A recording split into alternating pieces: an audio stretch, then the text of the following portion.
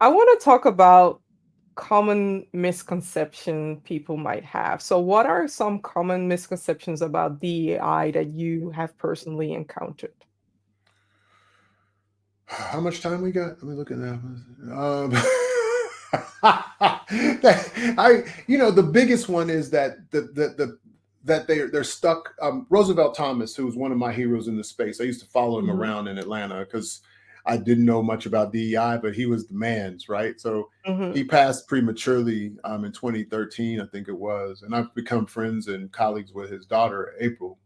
And so he has what is or called the diversity paradigms. He has the more civil rights, social justice paradigms, and he has the more what I would call, for lack of, I'm not saying exactly his paradigms are more systemic, more about the organizational kind of capacity to be built.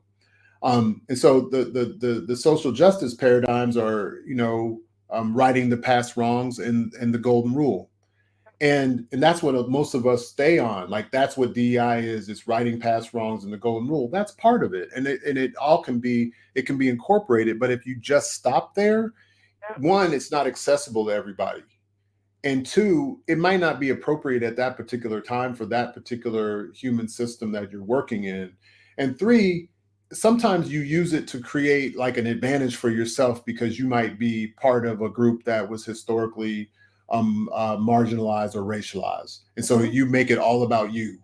And Yeah. so, so if you can't get out of those paradigms, it's really the social justice and civil rights paradigms. It's really hard to create systemic shifts, Hmm. because you get stuck and you get mad if somebody doesn't agree with you. Yeah. And DEI people need to be beacons for dissent. Like dissent should be like our middle name.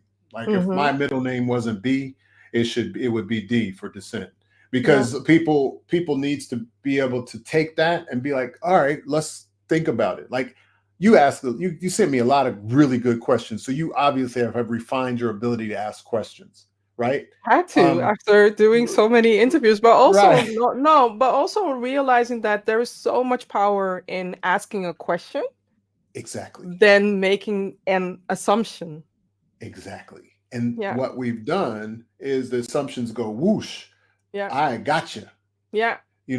And I'm like, that is not humanistic, is not going to create what you want. It's going to make you feel good. You're going to get like, you can do a little dance.